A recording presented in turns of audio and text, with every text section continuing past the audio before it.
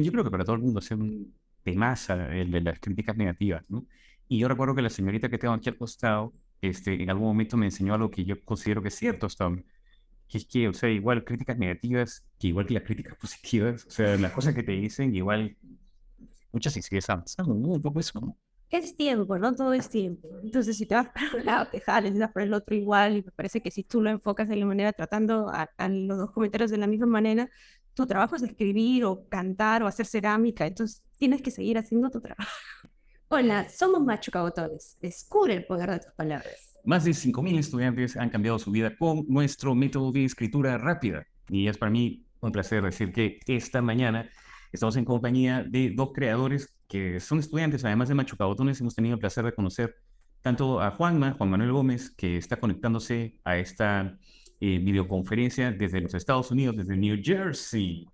Escritor que escribe música también, una persona que busca expresarse de todas las maneras posibles. Juan Manuel, un gusto tenerte aquí en esta Bienvenido, transmisión. Juan. Gracias por la invitación sobre todo. Lo pueden decir ustedes luego otra vez redes y ya se enterarán de lo que hace Juanma, conocido en el mundo de la música como Chilcano. Y bueno, está también con nosotros una estudiante, Fabiola Tagua, desde la playa, pero Con las qué nubes de fondo. ambiente. Fabiola, bienvenida. Apocalíptico. Hola, muy contenta de estar con ustedes, la verdad, y muy agradecida que me hayan invitado, que soy una mujer que se busca a sí misma mediante la escritura y también la pintura, que son las cosas que más me gustan. ¿Y cómo así, Fabiola? ¿En qué momento sentiste esta necesidad de, por ejemplo, comenzar un diario? Que nos comentabas también eso. Bueno, yo comencé a escribir mis diarios desde chiquita, porque me acuerdo que veía La familia Ingalls y había una de las protagonistas se llamaba Laura Ingalls y no sé por qué en algún momento ella sacaba un diario y escribía y no sé, me pareció tan fantástico que le pedí a mi mamá que me comprara un cuaderno para yo también escribir lo que me pasaba, ¿no? Me imaginaba que de repente mi vida también podría ser tan interesante como la de Laura Ingalls. ¿Tú has conocido, digamos, la escritura y luego la pintura o has pintado antes de escribir? ¿Cómo ha sido eso? Bueno, la verdad es que no sé, es como que cuando yo era niña, vivía un tiempo con mi abuela materna, ¿no? Y no cerca de mi mamá, sino con mi abuela materna. Y mi abuela tenía muchos libros de pintores, tenía un estante lleno de libros. Y claro, yo no sabía leer, no escribir porque era muy pequeña, ¿no? Tenía menos de 5 años, pero me acuerdo agarrar los libros y pasar las hojas y ver figuras impresionistas, fauvistas, que no tenían nada que ver con mi edad, por cierto. Pero me gustaba repasar, y como no estaba, era una niña sola, agarraba los libros y los repasaba y veía las figuras. Luego había un secreter, mi abuelo ya había fallecido, ¿no? Pero había un secreter siempre cerrado, ¿no? Que era un secreter de madera, estaba en una esquina del cuarto que él había ocupado cuando estaba vivo. Entonces, me acuerdo que también abría el secreter con bastante esfuerzo, porque era un aparato de madera, y cuando lo llegué a abrir, veía que mi abuelo tenía acuarelas, tenía colores ahí guardados, esbozos de algunas acuarelas que él había querido hacer. Entonces, mi abuelo no era pintor, nada, pero yo jugaba con las acuarelas, o sea, me dio mucha curiosidad, ¿no? Y así, bueno, no sé, me comencé a interesar mucho por el arte. ¿Qué pintabas, recuerdas? ¿O qué dibujabas? Bueno, mis primeros dibujos eran muñequitas, como todas las niñas. Unas señoritas con su cartera y sus tacos. O chorreados de pintura. Qué bonito lo que cuentas, porque no sé si sea así en todos los casos, pero es una impresión mía que, o sea, el acceso al mundo del arte en muchos casos pasa por el contacto con el dibujo en primer lugar, incluso antes de escribir, ¿no? Por ejemplo, en mi caso ha sido así. No sé si el tuyo también, Juanma. ¿Tú has Totalmente. dibujado de niño? Sí, sí. Hasta adolescente era uno de mis pasatiempos favoritos, paralelamente con la escritura, ¿Qué pero todo dibujabas? empezó con el dibujo. Cuando era bien chivolo, me quedé pegadísimo un tiempo con el anime y dibujaba primero una temporada directa de puros dibujos de Dragon Ball. Cómo me encantaba dibujar a los personajes de Dragon Ball, pues. Y después empecé poco a poco como que a entrar en la onda de los cómics. Me gustaba dibujar, no sé, pues a Spider-Man, las tarjetitas de las Pepsi Cards. Me encantaba, me encantaba como que copiar los dibujos Claro. y nada, era feliz. Después empecé a dibujar personas. De pronto no sé por qué, como lo acabas de mencionar, es como la puerta al mundo del arte Ah, y como que con el tiempo simplemente, no sé si tu personalidad va cambiando o algo, pero te das cuenta de que el arte no es solamente lo que acabas de conocer y vas como que experimentando con otras cosas. En mi caso fue con la escritura y dejé de lado el dibujo para seguir con la escritura. Cosas claro. raras. Es así, ¿no? Uno se va, me imagino, conduciendo un poco, ¿no? Yo recuerdo que también dibujaba mucho, creo que eso te lo he contado alguna vez que yo dibujaba y mi costumbre era, cuando yo te estoy hablando cuando tenía 5 o 6 años, mi costumbre era dibujar en papel, dibujaba, todo el día dibujaba. Y la gente pasaba por mi costado que me veía dibujar y a lo que yo estaba acostumbrado era que todo el mundo me decía, qué bonito, qué bonito, qué bonito. Y una vez recuerdo, un saludo para mi tío Lino, que una vez estaba dibujando, no recuerdo qué, y pasó y vio mi dibujo y me dijo, qué feo. ¿Cómo le ¿Sabes? dices, niño? Recuerdo el momento y me miró y me dijo, ah, estás acostumbrado a que te digan qué bonito, ¿no? Y, ¿sabes? Se me quedó grabado hasta ahora. Oh, Y qué quizás buena eso explique... enseñanza. Es una enseñanza, por supuesto que lo es muy valiosa, es muy valiosa. Pero quizás eso explique también, ¿no?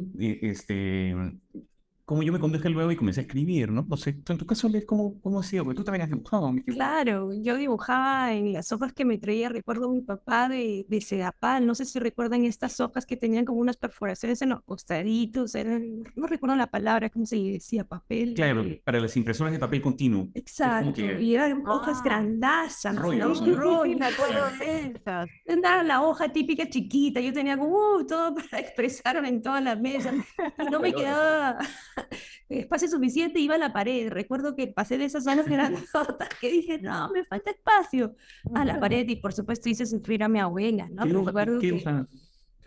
dibujaba muñequitas también como Fabiola, pero no tanto en detalle, porque Fabiola ha dicho que le dibujaba los zapatitos, la Ah, carterita, no pero vamos al detalle. mucho Hasta los detalle, aretes. ¿es cierto?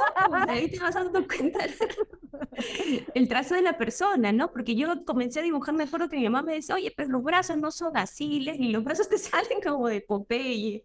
Me señalaba mucho. Y dibujos eran muy diferentes, ¿no? Un poco mutantes, un poco que la cabeza muy grande, no se veía muy normal, pero a mí como me gustaba, seguía dibujando y en la pared, y luego de pasar a dibujar, pasaba a escribir. Entonces me ponía a escribir en la pared.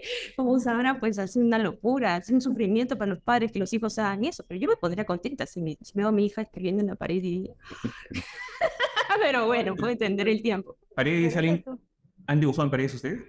Bueno, yo no, pero me has hecho acordar cuando habló Lili que hacía sufrir a su abuelo. Yo me acuerdo que hacía sufrir mucho a mi papá porque, bueno, cuando estaba en el colegio, yo era muy, no sé si decir apasionada, porque las niñas hacían todos, la profesora decía, quiero todos los cuadernos bien ilustrados. Entonces yo me lo tomaba muy a pecho y en realidad más que escribir comenzaba a pintar, pero no pintaba con lapicito de color, sino con crayones, esos crayones bien pastelosos. Entonces ponía mucho color y a veces marcaba tan fuerte con tanto apasionamiento que hacía un hueco. Entonces aprovechaba ese hueco para hacer como una ventana, otra cosa, e iba haciendo un cuaderno que parecía, no sé, cualquier cosa muy creativa, pero no un cuaderno normal, ¿no? Entonces mi papá sufría y me decía, tú eres una loca, no deberías ir al colegio haciendo esto. Uy, la verdad que sufría demasiado conmigo, ¿no? Y mis hermanos solo se reían porque mis cuadernos eran todo un espectáculo irreverente, ¿no? Y las profesoras, algunas me comprendían, otras sí, la verdad no soportaban.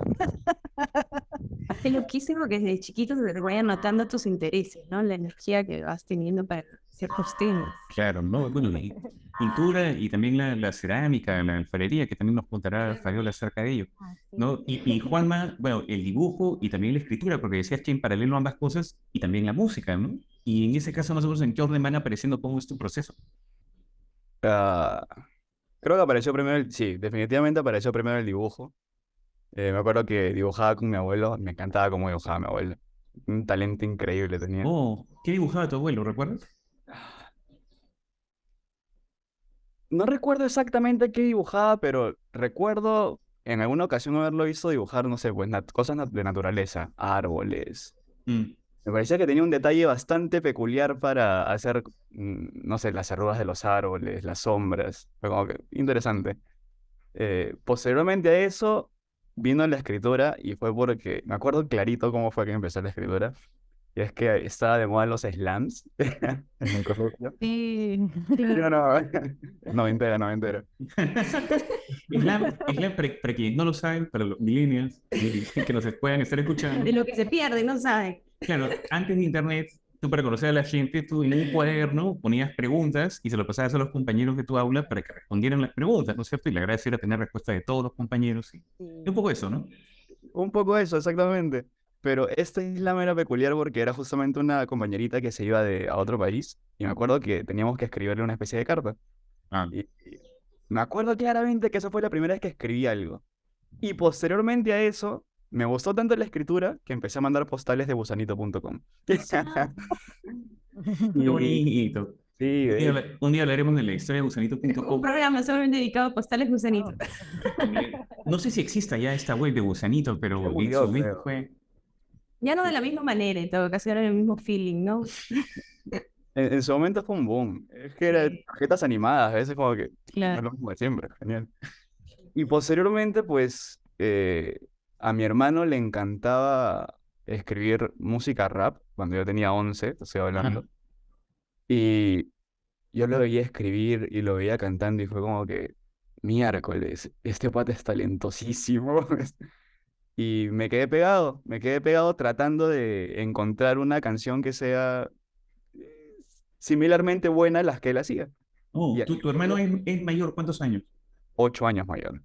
Oh, Sí, es o 8 sea, tú años. estabas deslumbrado por tu hermano.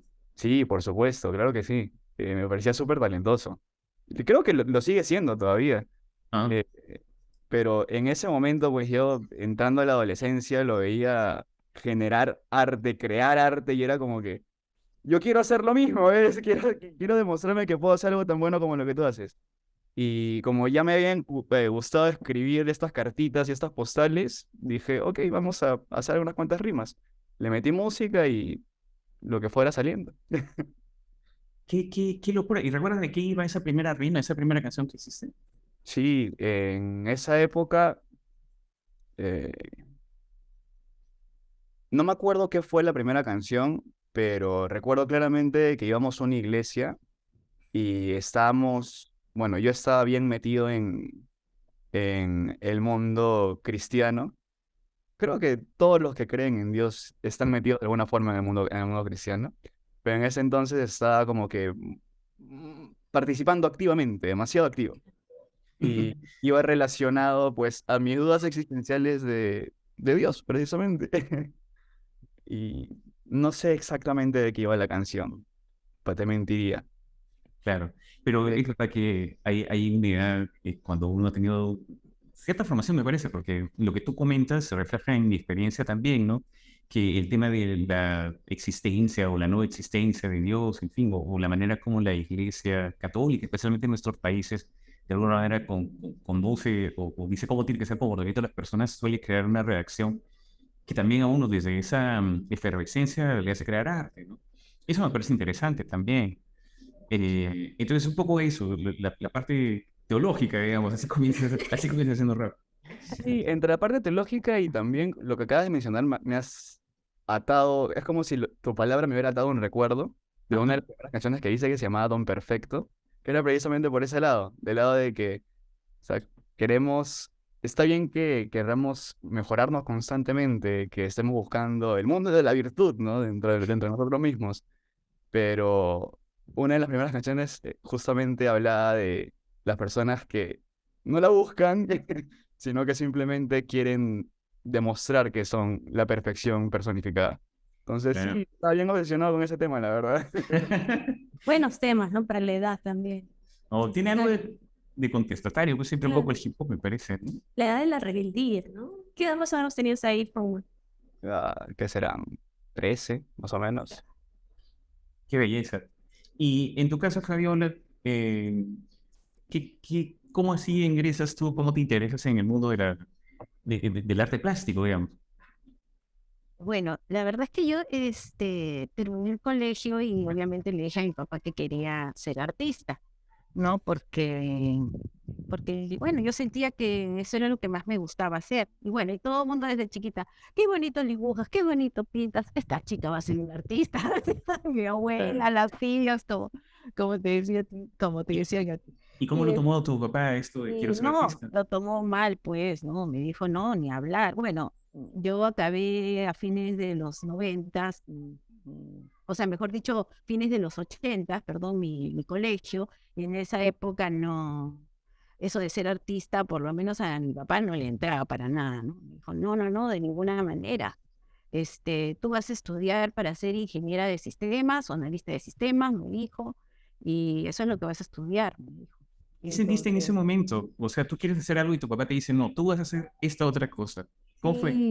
sí, bueno, me afectó, la verdad, ¿no? Me puse primero rebelde y después dije, bueno, si mi papá quiere que estudie esto, lo voy a hacer, pues, ¿no? Y ya cuando termine, ya estudiaré lo que yo quiera hacer, lo que yo quiera estudiar. Pero bueno, ya fue un proceso en el que no me sentía nada a gusto, trataba de abstraerme mucho en la carrera de sistemas y no, no era lo mío para nada, ¿no? Sí, hice llegué hasta la mitad, así, ya no chepa, pero llegué hasta la mitad y ya hubo una oportunidad en que una tía mía viajaba a La Paz, ella traía ropa de Miami, iba a abrir una boutique allá en La Paz y me dijo, ¿quieres venir conmigo? Y me fui con mi tía, ¿no? Me fui a vivir allá. Y estando allá, bueno, yo trabajaba y luego iba a la Escuela de Artes de allá, ¿no? De Hernando Siles, y ahí era donde yo trataba de prepararme, ¿no? Claro, no lo hice, o sea, quería yo estar en la carrera completa, pero como trabajaba me daban la opción de llevar los cursos que yo veía escogiendo y bueno, y así fui aprendiendo, ¿no? Bueno, y ese tema duró 2 años, que estuve allá porque la verdad es que no me llevé bien con mi tía, no, ella no quería que yo le dedique tiempo a estudio, ella quería meterme más en lo que era el trabajo para lo que ella me había llevado. Entonces fue difícil, regresé y obviamente tuve que estudié secretariado ejecutivo para poder trabajar como secretaria, ¿no? Y yo tenía 20 años cuando comencé a trabajar en una editora, pero me quedaba eso, que yo llegaba a mi casa y me ponía a pintar, porque la verdad es que no soportaba el trabajo de secretaria. Lo único que me gustaba de ese trabajo era que tenía contacto con muchos, pues ya digamos, fotógrafos de esa época, escritores o personas que enseñaban en las facultades de Ciencias de la Comunicación de la Universidad de Lima y que venían a hacer la edición ahí a la empresa, ¿no? Entonces, a veces conversaba con ellos o tenía yo que tipear todos sus textos, ¿no? Para la revista. Entonces, y venían Walter Woods, Heinz Pleng, todos esos fotógrafos que en ese momento eran un boom y me conversaban conmigo, me traían sus slides, había que ponerlos. O sea, esa era la parte de trabajo porque era una parte creativa, ¿no? Me acuerdo que una vez el editor estaba yo al costado, tenía que ayudarme porque tenía que tipear unos textos y él estaba pensando, voy a poner esto.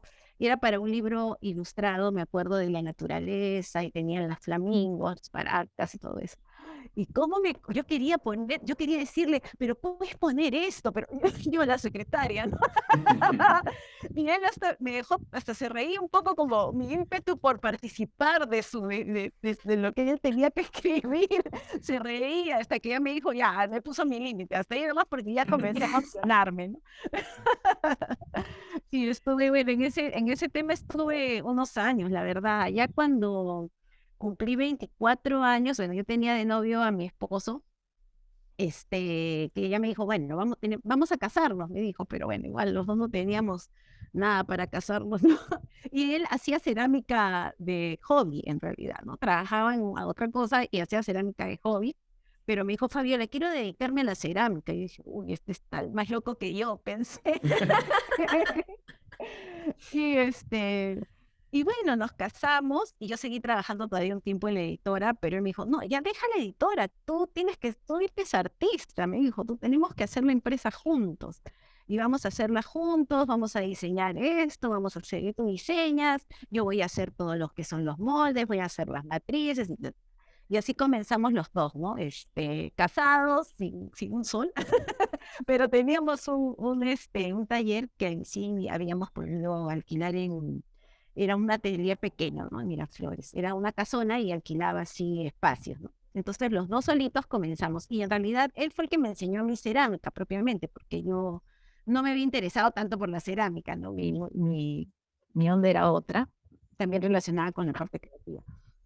Entonces me enseñó él a trabajar la cerámica, comenzamos a diseñar juntos muchas cosas y así yo tenía una visión muy más artística y él tenía una visión empresarial, ¿no? Hay que hacer una fábrica. Él tenía el deseo de hacer una fábrica, producir en serie, exportar y hacer todas esas cosas. Él tenía esa visión y comprar Fascinante. un terreno gigante y vamos a tener el personal y luego vamos a enviar los contenedores a Estados Unidos. O sea, él tenía toda esa visión, ¿no? Una visión que yo no tenía, yo quería estar todo el día encerrada en un taller para pintar lo que a mí me iba la gana. Oye, pero es muy bonito lo que dices tú, Fabiola, porque muestra también, porque ya luego nos hablará de Chava Potter, Fabiola, y o sea, cómo todo comienza con una idea, ¿no? O con un deseo. Entonces, clarísimamente del lado de tu esposo, él deseaba algo, imaginaba algo. O sea, todo comienza en la mente, ¿no? Y finalmente se fueron desplegando las cosas de esa manera. Me parece fascinante. Nos gustaría también conversar sobre la escritura. O sea, hay la música, hay la pintura, hay la cerámica y también hay la escritura. Y hablando específicamente de escritura, preguntaría yo, ¿qué cosa es lo que la escritura trae a sus vidas? ¿De qué manera las enriquece? En tu caso, por ejemplo, Juanma, ¿qué dirías? Eh, Creo que depende del momento. Hay momentos en los que trae preguntas y hay momentos en los que trae respuestas. Por ejemplo, con el método machucabotones, aprendí de que, gracias a su método, a la redundancia, de que las respuestas son lo primero que sale muchas veces sin pensar, antes de que pase por el filtro de nuestra personalidad, de nuestras ideas o de nuestro pasado, si lo quieres llamar. Pero constantemente lo que trae es liberación, porque ya sea que te estés respondiendo algo o preguntando algo, pues estás encontrando algo de ti que no sabías antes. O sea, una pregunta, una respuesta. Y eso es lo que es para mí. Preguntas y respuestas, qué bonito. Y en tu caso, Fabiola, ¿qué dirías? Bueno, en mi caso, como les contaba, yo escribía siempre en mi diario de niña, de adolescente. Ya luego en todo ese proceso que les he contado de mi vida, de lo que quería estudiar y no pude, o hice o no hice, yo dejé de escribir propiamente, ¿no? Hasta que ya en un momento dado, porque la vida no nos va en plano, ¿no?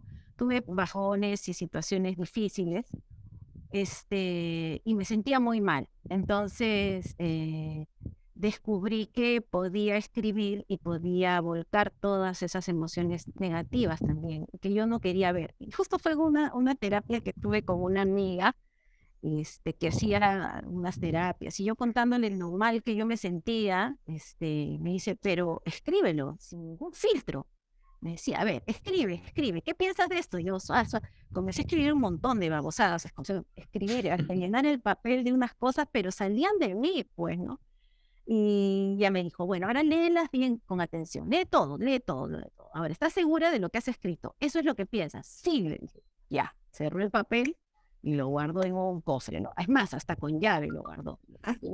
Vamos a hacer, ahora sí vamos a comenzar, me dijo la terapia, ¿no? Vamos a hacer esto, hicimos muchos ejercicios, sacó mucho de mí. Y luego cuando volví a abrir el cofre y abrió el papel, léelo. Yo leía, te lo juro, no podía creer que yo había escrito tanta babosada. No podía creer digamos, yo había escrito un montón de cosas que en ese momento ya no sentía para nada, ¿no? Pero me sentí bastante liberada. Y ella me dijo, ya, eso es, ¿no? Tú muchas veces tienes que sacar también mucho que tú tienes. Y la escritura te va a ayudar mucho. Entonces, me gustó eso, ¿no? Ya, luego de eso, ya comencé a agarrar diario tras diario otra vez, pero ya no para escribir, porque venía, mi mamá me dijo esto, mi profesora tal, mi amiguita, o el enamoradito, esas cosas, ¿no? Sino era ya otra cosa más. Traté de escarbar un poco más en lo que yo sentía, en mi percepción de la vida, de las cosas, y también buscando quién era yo finalmente, ¿no? Eso, más que nada eso. Y eso me lleva a una meditación, que cuando yo retrocedo y a veces leo cosas que he escrito el año pasado o cosas, sí me agradan. O sea, digo, qué bonito esto, sí, esto me pasó, ¿verdad? Y lo tomé así, oye, qué bien, sí. Y lo que yo volví a releer, pero ya de una forma calmada, más espiritual, ya entrando en mí, me hizo pensar que yo podía mejorarlo, ¿no? Realmente podía aprender ya a escribir de una mejor manera y meterme un poco más en eso. Por eso fue que Ah. lo busqué. Es una pregunta bonita esta porque, o sea, tiene tanta cantidad de respuestas porque es una herramienta la escritura y puede ser usada de muchas maneras. De hecho, te lo pregunto a ti también, Les, ¿qué dirías? O sea, si te preguntarán qué te aporta la escritura, ¿qué dirías? Un poco escuchando la respuesta de Fabiola, me identifiqué, ¿no? A mí me aporta paz y también la escritura llegó, porque en el transcurso de la vida llega de diferentes maneras, pero recuerdo sobre todo en el momento de la adolescencia, cuando estás por los 15, los 16 años, que se saben un montón de cosas y que no sabes por dónde expulsar, ¿no? Entonces, si no lo expulsas dibujando, si no lo expulsas tocando la guitarra, bailando, o sea, de repente todos se encajan fácilmente ahí y uno quiere ir por ese lado, pero se choca contra la pared hasta que te quedas solito con un cuaderno, con un lapicero y dices, oye, por acá era, no estaba tan mal, ¿no? Entonces, a mí, ¿qué me ha traído? Paz, contención, apoyo, he sido una columna. Me parece que de diferentes maneras la escritura me ha acompañado, ¿no? De forma terapéutica un montón de tiempo. Luego, ya y más adelante, de una forma creativa, ¿no? Luego, más adelante, ya de una forma de, vamos, no te quedes con lo que tú sabes dentro, sino también fíjate maneras para que otras personas le sirvan, ¿no? Ya como ha hecho Cabotones. Él siempre ha sido un gran apoyo. Una de las cosas que a mí me sorprendió mucho cuando la conocí a Liz, cuando ella tenía 18 años, es que ya tenía escritos libros. No los había publicado, pero los tenía escritos. Entonces, es una persona que ha escrito un montón, mucho más que yo incluso. Claro, por esos días que te conocí.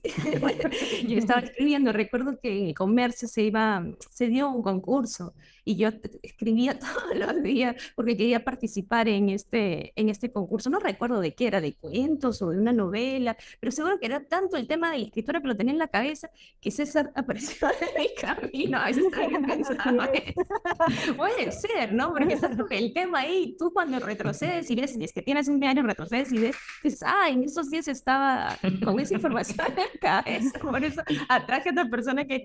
Y yo cuando la conocí a Liz, o sea, en ese mismo mes, esos mismos 2 meses, yo estaba publicando mi primer libro. De hecho, una de las primeras salidas que tuve con Liz fue a la imprenta para ver cómo estaba quedando el libro. Entonces, sí, entonces, no, pero es alucinante, ¿no? Y yo sé que nadie me lo ha preguntado, pero igual lo quiero decir, que me ha traído a mí la escritura, y pienso que, digo, hay tantos ángulos, ¿no? Yo escogería, al menos en esta época, uno que es el de la valoración, porque algo que a mí me pasa mucho es que, yo creo que como todo el mundo vive una vida, no sé, repleta de eventos y no hay tiempo para pensar, ¿no? Entonces me pasa, por ejemplo, me pasó antes de ayer que me puse a escribir como a las 11 de la noche y estoy escribiendo un texto que todavía no lo he terminado, ¿no? Pero, ¿sabes? Estoy escribiendo acerca de algo que ya, bueno, y lo leerán tal vez ustedes, una gente que está escuchando esa transmisión, porque tuve un incidente en la peluquería y siempre me sucede que me queda como un mechón de cabello que no me gusta cómo me lo han cortado y estuvo ahí como que ayudándome a darle forma. Y nos hemos reído tanto, pero, ¿sabes? Ha sido simplemente un evento, ¿no? Pero luego dije, en la noche que me puse a escribir, dije, por alguna razón, ¿sabes? Es que quería lo tenía dentro y no sé, quería de alguna manera exteriorizarlo, ¿no? ¿Cómo? Liberarte del mechón rebelde. Sí. Era la desesperación. No, es que ya después te cuento qué cosa es lo que pasó, porque me dio una desesperación y Leslie no estaba y agarré la máquina y comencé me eché un par de huecos en la cabeza. Bueno, mi punto es que, o sea, la situación misma es como que me parecía tan exagerada y al mismo tiempo me pareció tan divertido la manera como nos solucionamos que quise escribirlo. Y luego lo que me ha pasado es que cuando tú te das cuenta de las cosas que están saliendo de ti y las lees, lo valoras. O sea, porque te dices, esto me ha pasado a mí. Que si tú no le pones las palabras no te das cuenta. En cambio, cuando te lees, te dices, oye, que mi vida no está tan mal. Hay cosas que son valiosas, ¿no? Y yo creo que una de las bellezas de la escritura es esa, que te muestra que, o sea, con la visión adecuada, que es muy valioso todo, ¿no? Por el hecho de escribirlo ya lo hace valioso, creo. Entonces diría que para mí la escritura es eso un poco, ¿no? Creo que Valoración. tienes toda la razón. Justamente escuchaba lo que decía Fabiola cuando comentaba de que leía y decía, no puedo creer que haya escrito tantas babosadas. Es como que, sí, a veces pasa, lo escribes y dices, la debo de ser bien pavo para escribir estas cosas. Pero es depende del momento en el que lo leas, creo yo. Porque sí, en el momento A puede parecerte una soberana tontería, pero quién sabe 15 días después, un mes después, 3 meses después, digas, miércoles, hay una enseñanza de esto. O sea, voy a aprender algo de esto. La vaina es desde qué perspectiva lo estás viendo, nada más, ¿ves? Y muchas veces las circunstancias hacen de que lo veas de una perspectiva completamente distinta a la que deberías quizás estar viéndolo. Pues, hasta en las babosadas hay sabiduría, creo. Sí, definitivamente sí, definitivamente sí. ¿Y te pasa eso, Juanma, escribiendo canciones, por ejemplo? ¿Cómo se hace una canción? ¿Cómo haces un rap? ¿Cómo haces una rima? Siempre me ha dado mucha curiosidad cómo se escribe la música. Sí, yo también quiero saber. Sí. Me pasa mucho, me pasa mucho. Tengo diferentes formas para escribir una canción, para serte bien sincero. Las escribo a veces escuchando un instrumental y simplemente dejo de que el sonido del instrumental me guíe y cojo un tema y empiezo a escribir referentes a ese tema. No sé, pues, por ejemplo, pienso quizás en mi esposa y me sale una canción de amor. Eh, a veces cojo la guitarra y me pongo a lanzar acordes al azar y no sé, pues pienso en mi hija y me sale una canción para ella. A veces cojo un instrumental que es recontra agresiva, violenta, pesada, dura, cruda, y me pongo a pensar en todas las injusticias del mundo mundial, y me sale una canción de bronca. Y solamente trato de hacerlo paso a paso, estrofa por estrofa. Eh, a veces empiezo por el coro para darle una forma, pero usualmente trato de empezar estrofa por estrofa y darle con todo, nada más. Pero te pasa eso, tú comentabas, depende o sea, depende del momento en el cual leas lo que has escrito, o que a veces tú te dices, hoy decías, yo debo ser bien pago por haber escrito esto. Yo creo que a todo el mundo le pasa que lees lo que has escrito y a veces como que no te gustan. Cuando escribes canciones también dices, oye, esta rima, qué cosa tan... Y luego lo perfeccionas, me imagino. Claro que sí. El problema está cuando ya la grabaste. Ah. Porque hay momentos en los que escribes algo, no sé, pues pueden pasar 2 años y dices, que rima tan hasta la weá. Pues, pero ya está grabada, ¿ves? Y dices, bueno, en su momento la pensé, así que sigue nada más, ¿qué queda? Ya está, lo pensaste. Tienes que tener el valor para decir también esta voz que es mía, ¿ves? Y nada, si es que no te gusta, lo modificas en su momento si tienes tiempo, y si no, pues apechugas. Y me parece muy Sabe. sabio. Sí, pues. Y tú, Fabiola, por ejemplo, en la cerámica o en la pintura hay procesos equivalentes, cosas que también digas, oye, qué mal me quedó esto, ¿qué estaba pensando cuando puse este color o cosas así? Y bueno, mi proceso creativo en la cerámica, por ejemplo, es un proceso que tengo que un poquito ordenar por el hecho de que hay dos caminos, ¿no? El que tú haces para ti y puedes expresar lo que te dé la gana porque quieres decir algo, ¿no? O darle forma a tus sentimientos. Y hay otro proceso en el que tienes que ser más cuidadoso porque estás haciéndolo para el comercio en realidad, o sea, para venderlo a muchas personas, ¿no? Y que muchas personas sientan que es cómodo poner cierto objeto en sus casas, ¿no? No puede ser ahí agresivo o tan suave, tiene que tener el peso que justo necesita la persona, ¿no? La persona para colocarlo dentro de su vivienda. Entonces, en ese caso, por ejemplo, ahorita yo mucho voy a lo que es la naturaleza, ¿no? O si, por ejemplo, camino en la playa, tomo fotografías de algunas texturas y cosas, eso me da idea de alguna manera, hago un cuaderno de apuntes donde voy dibujando, poniendo fotos de las texturas, de los colores que me gustan. Por ejemplo, la naturaleza tiene muchos colores lindos, ¿no? Inclusive la arena misma, cuando va empozándose el agua y va desprendiendo todos esos minerales, tiene tonos rojizos, violetas. O sea, es observar, ¿no? Entonces,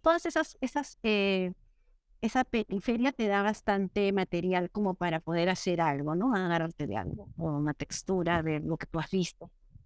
Y según eso hacer algo suave y que pueda ser bastante digerible, ¿no?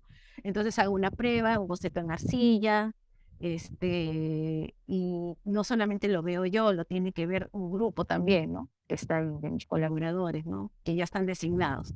¿Qué opinas tú? ¿Qué opinas tú? No, que está muy así, ya está, no, que está un poquito fuerte, no, que entonces tengo que escuchar bastante, ¿no? Y voy acomodando la pieza hasta que ya queda algo que puedo mostrarle al cliente, ¿no? Y al cliente ya ahí me dará su apreciación, porque el cliente que tengo son tiendas por departamento, además, que necesitan colecciones, que tienen que colocar visuales que en conjunto digan algo, ¿no? Hablen de una tendencia, un mood para cierta persona con cierta personalidad. Entonces, es mucho eso, ¿no? Al final termina con el cliente que diga, ¡ay, qué lindo! O no, Fabiola, ¿no? A veces hago un montón de cosas y, ¡ay, Fabiola! Y yo las veo hermosas. Y de repente hasta el grupo me dijeron, ¡wow! Pero, ¡ay, no! Lo siento, ¿no? Pero, entonces, ¿Y cómo trabajas con eso, Fabi? Con las críticas, ¿cómo haces para procesarlas bien? siento que no es tanto mío, en realidad, ya lo he separado un poco, ¿no? Tengo un espacio que es el mío, donde yo puedo ser toda yo, y hay un espacio que tengo que compartirlo simplemente y entenderlo, ¿no? O sea, es como lo quieren ver ellos y yo lo tengo que entender así, tengo que tratar de ponerme en la cabeza del cliente también, ¿no? Eso. Entonces sí, necesito yo mi espacio creativo y eso lo hago con la escritura y con lo que yo pueda garabatear en mis cientos de cuadernos y luego tengo ese espacio que tengo que respetar porque es el cliente el que siempre tiene la razón. ¿Y a ti, Juan Manuel, te ha pasado algo similar? Por ejemplo, haber recibido una crítica o un comentario, ¿cómo apechugas con eso? Eh, Paréntesis, antes de responder tu pregunta, quiero ir a lo que dice Fabiola, el cliente siempre tiene la razón. No sé, pues no sé si el cliente siempre tiene la razón para hacer. Es que Creo que el depende de cliente dónde lo sabe lo que veas. quiere.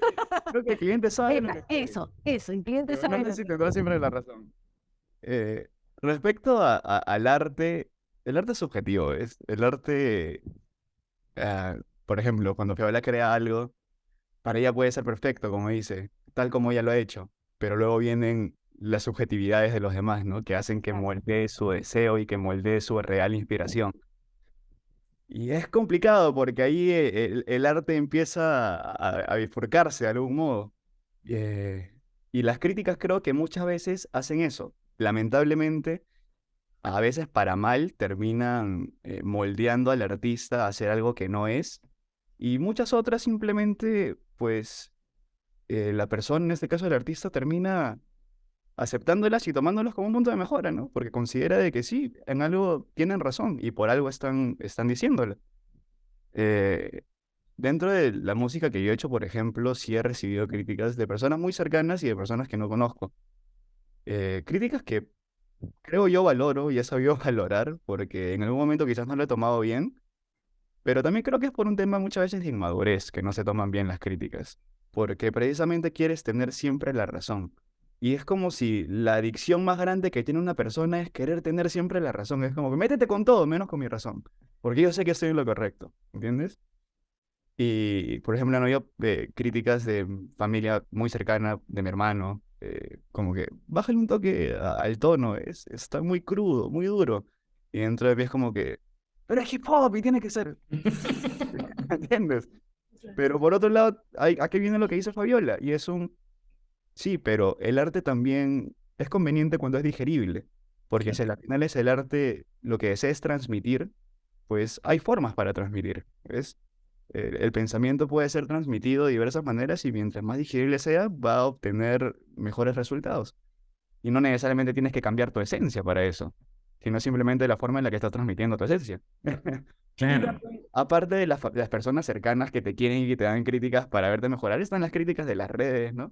Que a veces, no sé, porque pones una canción o algo y que de pronto empiezan a lloverte comentarios y son comentarios que solamente quieren darte con palo, pues, ¿no? Porque no están, digamos, compartiendo lo que piensas y también está bien, porque cada quien tiene su forma de pensar, te gusta o no. Es verdad, es verdad.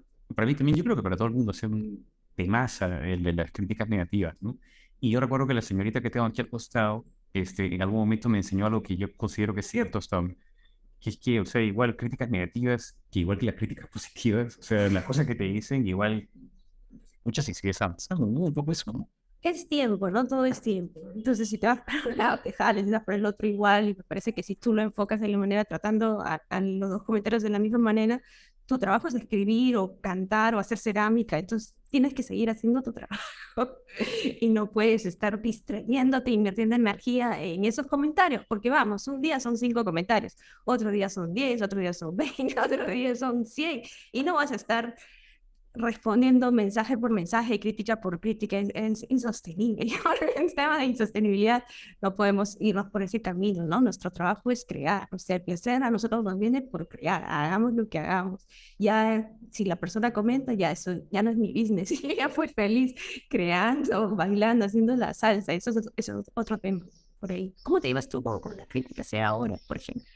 Trato de aplicar lo que me has enseñado, pero soy un mal estudiante. Es complicado, yo creo que, porque el arte se hace mucho desde el sentido de yo, ¿no?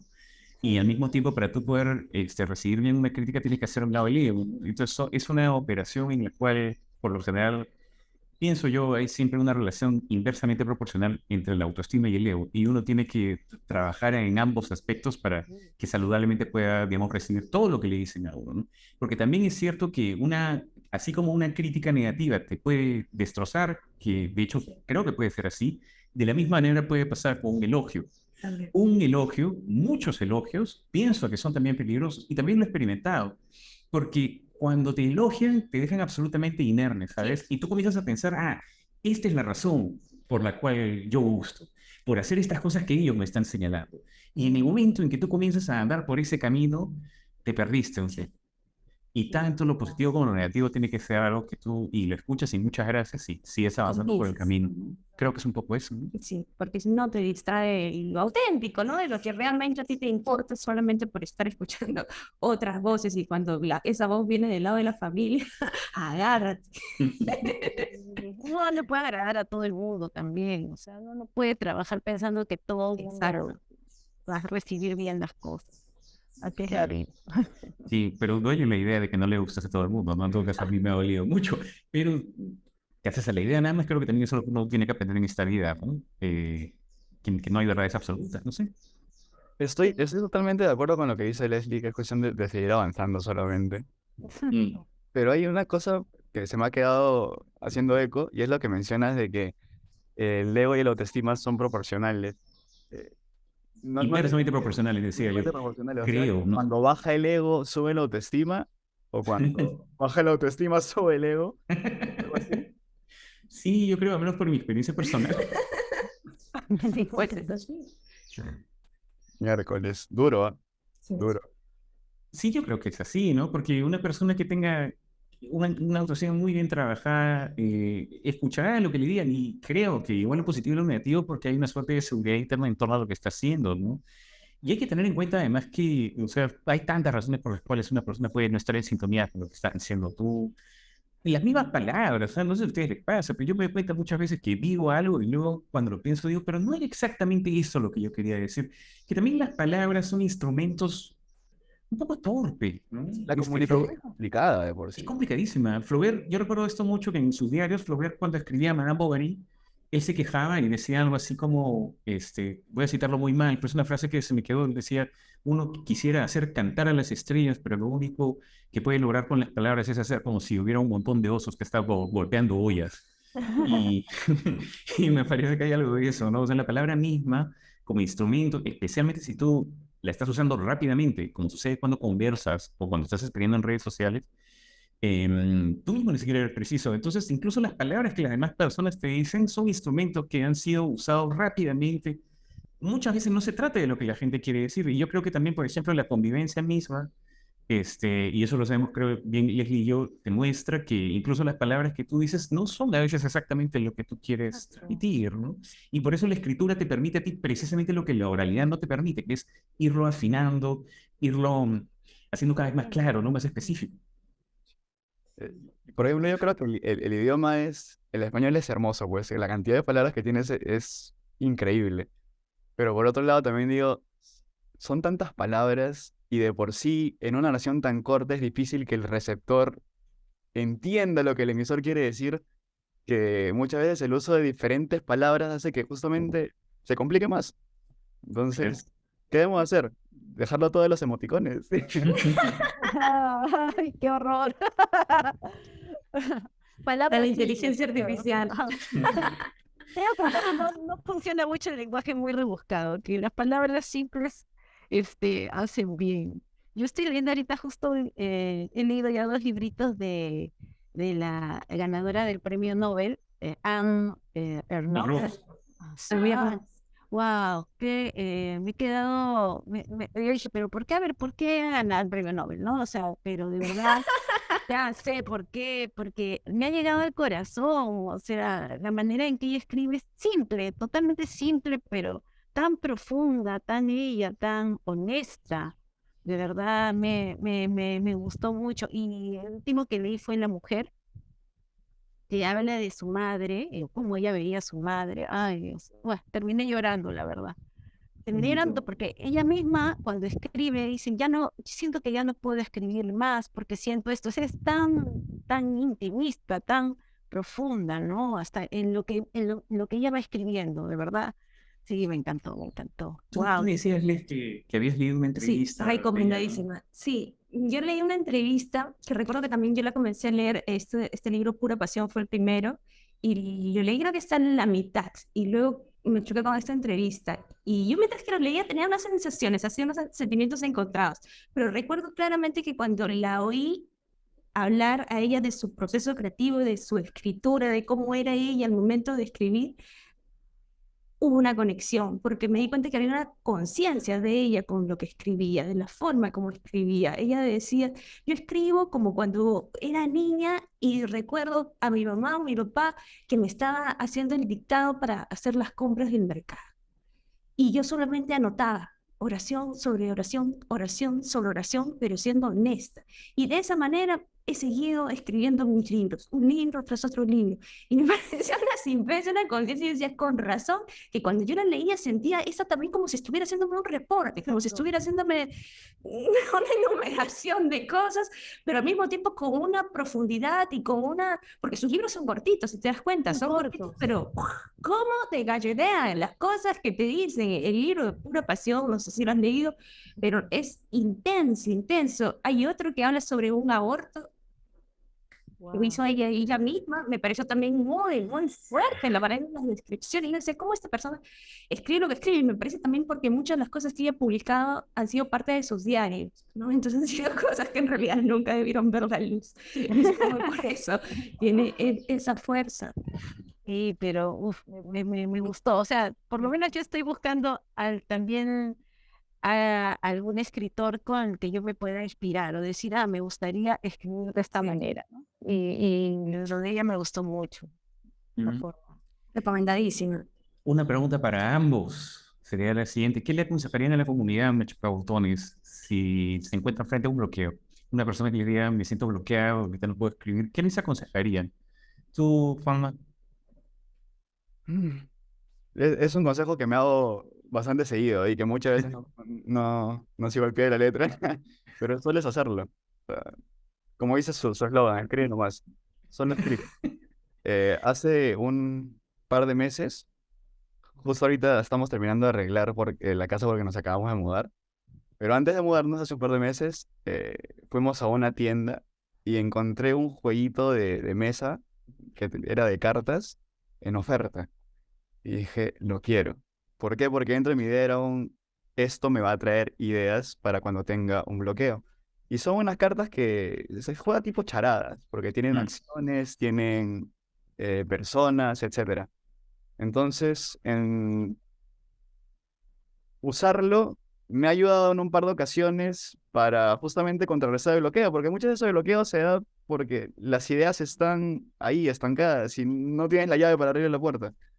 Eh, y por alguna extraña razón simplemente no te puedes acordar ni siquiera, no sé si les pasa a ustedes, lo que hiciste un día antes o lo que hiciste 2 días antes. Es como si tu mente estuviera totalmente nublada. Y esas cartitas, por más absurdo que sea, te dan un pie, como lo que hacíamos en los talleres, por ejemplo, que no me acuerdo cuál era la página que tenían de lanzar palabras aleatorias.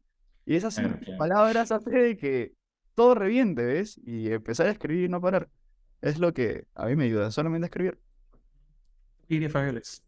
Bueno, sí, cuando, por ejemplo, yo tengo algún bloqueo, que puede ser por estrés, tensión, por tiempos, ¿no?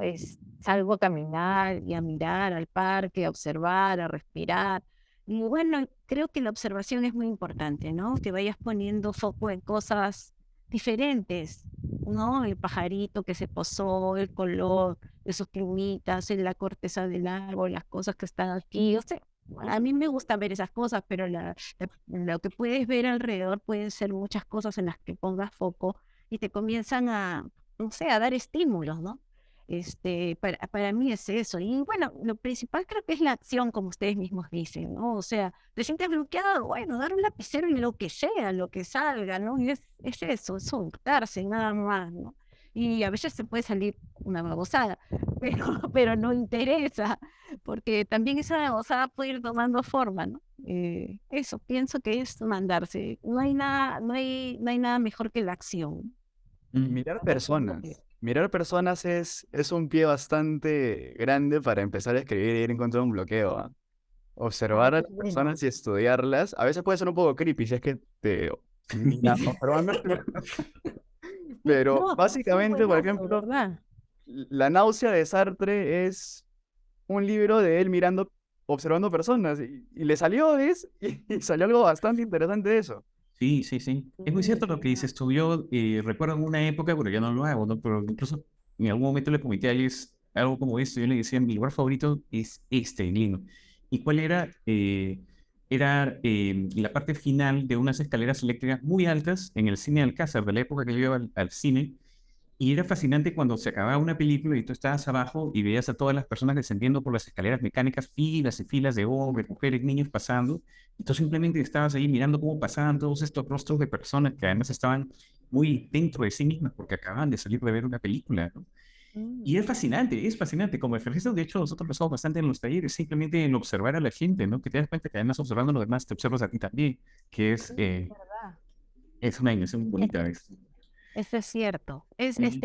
Una vez lo he hecho, irme a un café y sentarme solita en una esquina y a ver qué salía. Y verdaderamente, ¿no? Uno va viendo gente, se va imaginando historias también, porque cada una de esas personas tiene una historia que uno no conoce. Pero con solo observar sus gestos y todo, tú puedes imaginarte tantas cosas, ¿verdad? El transporte público creo que es Yo se básico. iba a decir, la También. combi. Ya sea un micro, sea un tren, ahí encuentras de todo, pues. Mira, eso voy a hacer La ya. imaginación no tiene pare. No tiene límites. Sí, pues es un buen lugar para escribir también. Yo en una época he escrito mucho, mucho en combis, lapsos de 45 minutos y agarras asiento y tienes un cuaderno especial. La Wow. verdad, es un buen espacio para escribir. A mí me parece, al menos para mí así. Un cuaderno de tapa dura, ¿no? Para tener el orden. Bueno, y otra pregunta para ustedes. ¿Por qué recomendarían, si es que lo recomendarían, un taller de escritura? ¿Qué dirían? Tú, Juanma. Eh, Principalmente para conocer personas que tengan gustos muy similares a los tuyos. A veces es necesario. A veces necesitas una cachetada de realidad que te diga, "Pa, pa, pa, no eres único ni diferente. Date cuenta de que otras personas pasan por lo mismo que tú. Otras personas tienen tus mismas dudas, otras personas tienen tus mismas pasiones. Así que tenlo, experiméntalo. Puedes encontrar enseñanzas de estas personas que son parecidas a ti, a pesar de sus diferencias incluso. Y sobre todo también porque de alguna forma u otra te enseña a conocerte un poco más a ti mismo, ¿ves? Ya sea por las estrategias que puedas encontrar o porque, no sé, alguien menciona algo que le funciona y decidas aplicar a tu misma vida. Simplemente termina ayudándote. Así que yo creo que es por eso, por el tema de la comunidad, encuentras en este caso, pues, conocí a César y a Leslie, y además a todas las personas que en los diferentes talleres se puede conocer. Y porque sí creo que me dejaron bastante tips que a lo largo de los meses han servido a ayudarme para algo que me gusta, que en este caso es la escritura. Bueno, yo los conocí a ustedes, chicos, a través del podcast, ¿no? Yo, tenía algún interés por ahí, por aprender a escribir mejor, por la literatura, y encontré su podcast en Spotify y comencé a escucharlo todo, ¿no? Y dices, ay, se acabó el podcast. Y luego, ya no hay más. Y luego entré a las redes sociales, al Instagram, y los vi y me contacté por eso, ¿no? Y la verdad es que me parece que la guía de un maestro sí es importante, pero sobre todo ese intercambio, como dice Juanma, con otras personas que comparten tus intereses, te ayuda también mucho a crecer, ¿no? Las cosas no se pueden hacer solos y uno siempre necesita de otras personas, ¿no? Y esa compañía es muy, muy importante.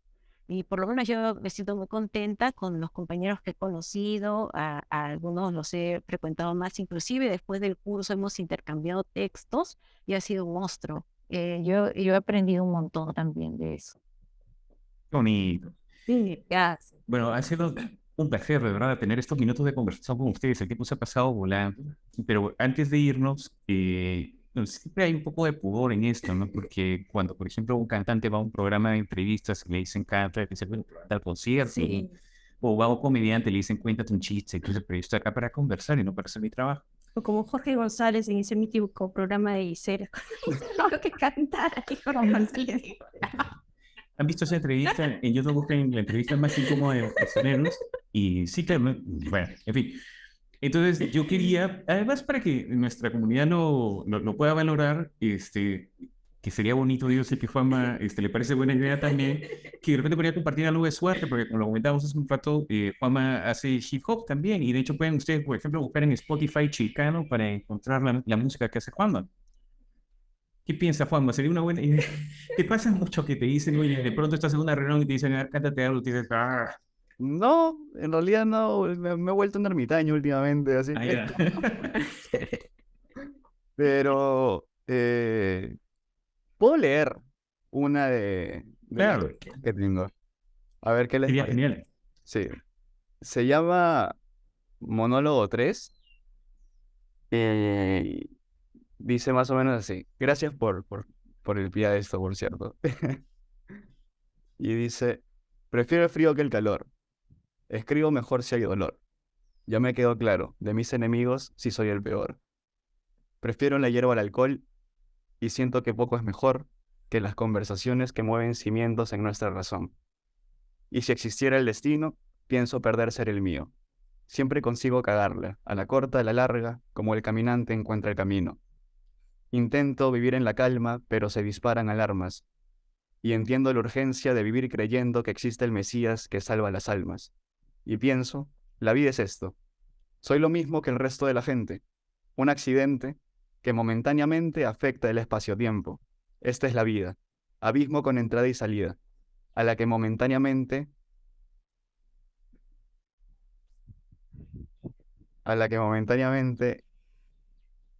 Vaya, se me fue el audio. Estoy como Charlie en esta entrevista. Momentáneamente. En un momento, ¿ah? Siempre, siempre es momentáneamente, pues la verdad es eso. Horrible, qué horrible. Muy Bueno, va bueno, por ahí, va por ahí. muy bonito. Un detalle, Muy un bonito. detalle. Claro. Y nuevamente, como también lo decimos en clase, a veces uno tiene estos espacios en blanco y uno se empuja y continúa, nada más lo que luego no recuerdas o luego lo puedes colocar por encima y nada pasa, ¿no? La valió. Ciertamente, ha sido de verdad un gran gusto tenerlos a ambos aquí, tanto a Juan Manuel como a Fabiola en esta conversación primera que estamos teniendo con estudiantes de Machucautones, que además ha sido un gusto, en fin, interactuar con ustedes en clase y también ahora, así que les agradecemos tremendamente por este tiempo. Un gustazo. Y qué bonito, Fabiola, que hayas comentado que tú llegaste a Machucobotones a través de un programa de podcast. Y tenerte aquí en nuestro primer programa con estudiantes. Ay, de verdad, sin un honor. De verdad, les agradezco mucho que hayan pensado en mí. Y en Juanma también de la misma manera, porque es el primer estudiante internacional. Y además un contraste, ¿no? Yo lo veo con gorrito, con lanas, frío, y yo estoy en el sol, en la playa. Pero los dos unidos por el mismo amor, interés. Exacto. Muchísimas gracias a ambos. Gracias.